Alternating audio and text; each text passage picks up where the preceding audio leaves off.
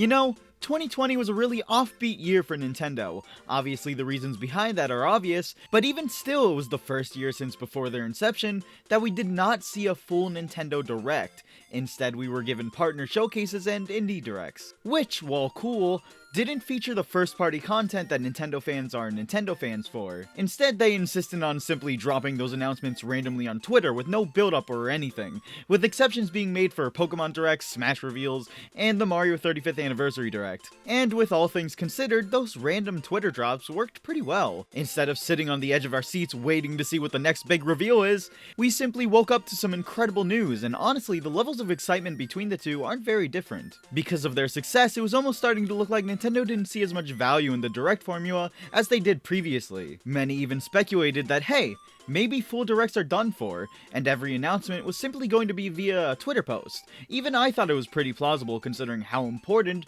some of the things they revealed on Twitter were. We were wrong.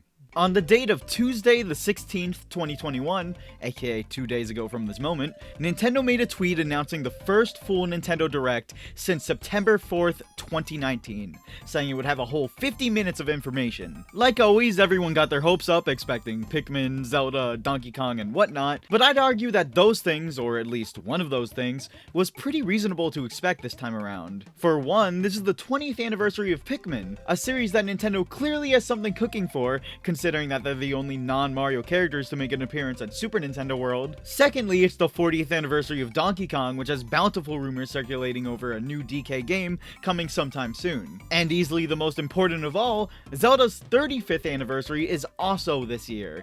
In fact, it's in just 3 days. Knowing Breath of the Wild 2 is coming, along with seeing how Nintendo celebrated Mario's 35th, surely they'd also do something big for their second most important franchise. I even thought we might see a Wind Waker, Twilight Princess, and Skyward Sword HD trio pack, or if not, then a Wind Waker and Twilight Princess HD combo pack, and if not that, then at least a Wind Waker HD port. But we got none of that. What we got instead for Zelda was a single announcement that I consider baffling, underwhelming, and frankly, sickening. But before we get to that, let's address the rest of the Direct. It all started off with the heavily anticipated, although incredibly obvious, Smash character reveal trailer, though I'd argue that it was more obvious than it should have been. Objectively speaking, the character choice of Pyra and Mythra is perfectly fine. A lot of people are very happy with it, and I can tell you I know some people who are extremely excited. And I mean, from what we can tell, it's 2 characters for the price of 1. That's some pretty good value. But the trailer itself felt a little lackluster. It was obvious from the second the trailer started that it was a Smash trailer, thanks to the legal disclaimer stuck at the bottom of the screen. The same one that, for me at least, made it obvious that Isabelle's trailer was for her getting into Smash and not for a new Animal Crossing game. Following that, we see it's Xenoblade Chronicles 2, so 5 seconds in, we already know the game in which the character is coming from. 10 seconds later, Rex says that Pyra's gone missing, making it pretty obvious that she's left to join Smash. We've had other obvious and anticlimactic Smash reveals before, and some intense and suspenseful ones to balance it out, so it's not all bad, but that anticlimactic feeling really didn't go away for the rest of the Direct. There was a plethora of third-party announcements throughout the thing. In fact, those announcements really took up the majority of the Direct. Some were pretty exciting, such as the No More Heroes 3 release date announcement, the Stubbs the Zombie port, the Ninja Gaiden collection, and the Danganronpa-esque game that's made by the Danganronpa dev that's not Danganronpa. But oh man, if you're an RPG fan, this is probably the best Direct of all time, with Legend of Mana, Saga Frontier, a new Times Roman Underline game, but I want to focus on the first-party Nintendo stuff, as after all, this is a Nintendo Direct. Soon after Smash, it was announced that remakes of the Famicom Detective Club games would be coming to the Switch, meaning these games would be coming to the West for the very first time, which is pretty neat. If you don't know what they are, they're what that one trophy in Melee is from. Next up was a new Mario Golf, which looks like a simple but fun old time. The Speed Golf mode is a nice surprise, although I really hate Nintendo's obsession with this font. Please go back to something more fun. Though following that, we got what I consider to be the most surprising and out-of-nowhere announcement of the whole thing, and that's a port of Miitomo for the Switch. Now, the first reason as to why this is so weird to me is because of how little presence Miis have on the Switch. They're rarely used as anything more than icons, and unlike previous consoles,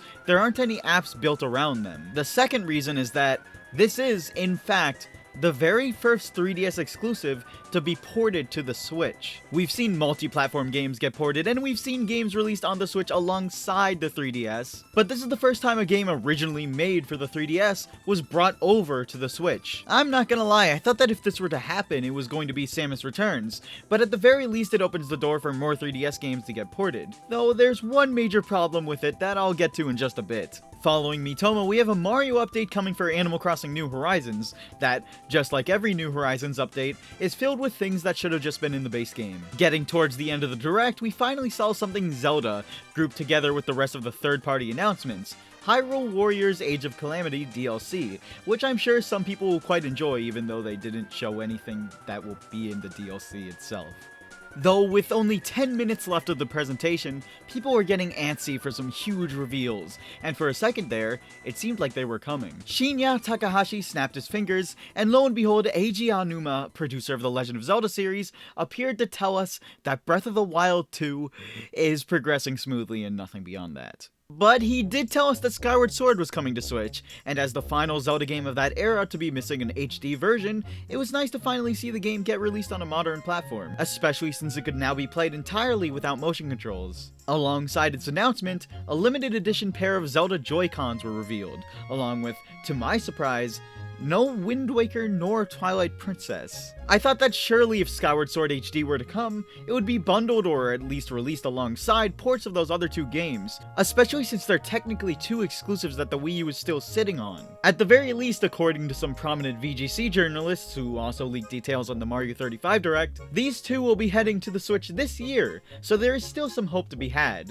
The final reveal of the whole Direct was Splatoon 3, and the more esoteric and seemingly open direction of the game definitely has me interested. I just didn't expect a third game so soon. But that was the first Nintendo Direct in over a year, and I thought it was okay. Surely expectations were too high to be met in the first place, but it felt a bit underwhelming either way. But it was definitely passable. Like normally, the games revealed in the Direct started to be listed on various retailer sites for pre-order, but when Miitopia was listed on Best Buy and the eShop, the game was listed for $49.99, which is obviously pretty absurd. To start, the game originally retailed for $39.99 on the 3DS, and given that the game has seen little to no graphical upgrade, I'm shocked that they feel they can charge $10 more for it. But we've seen the Switch tax many times over, what with them upping the price to $60 for Tropical Freeze when that originally retailed for $50 on the Wii U, and eventually $20 as part of the Nintendo Selects line, so really this isn't too out of the ordinary. But what I find to be the stranger, more angering release that even goes against the precedents Nintendo themselves have set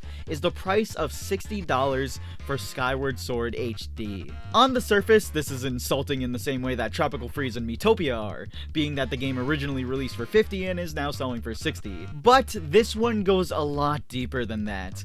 The original Wii release also included a physical music disc, along with offering an optional bundle that you could buy for an extra $20 that also included a limited Zelda Wiimote with Motion Plus functionality, a $40 value at the time. These extra little things were done to celebrate Zelda's 25th anniversary, much like how this release is supposedly to celebrate Zelda's 35th. Though this time around, the celebration part is that we get to pay $60 for a Wii ISO. Additionally, those special edition Joy-Cons feel like a slap in the face, considering those alone cost what the game plus controller cost 10 years ago. Not to mention, years down the line, the game became available on the Wii U eShop along with other Wii titles for only $20. But when the problems really start is when we compare it to Nintendo's previous biggest blunder, Super Mario 3D All-Stars. You see, I made a video a while back ranting on about how much of a sham the whole package is, and how low it is of Nintendo to try to sell these three classics back to us for a full $60,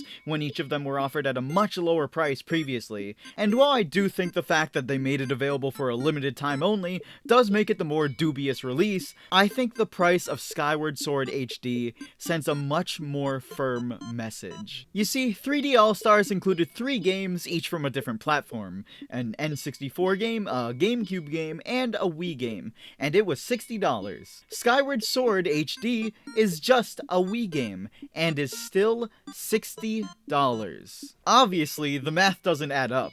The adjustments being made to Skyward Sword are roughly just as good as the adjustments they made to Galaxy, and yet it's the same price for 2 less games.